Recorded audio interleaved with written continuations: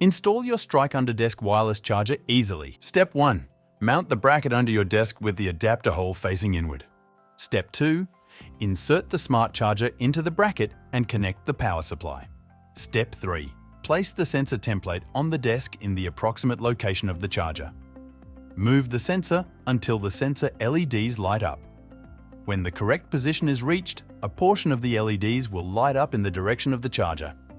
Continue moving in the indicated direction until all 6 LEDs are lit. Step 4.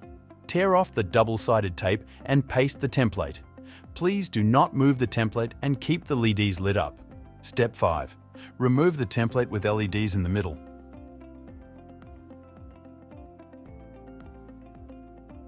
Step 6. Replace the sensor with the smart sticker.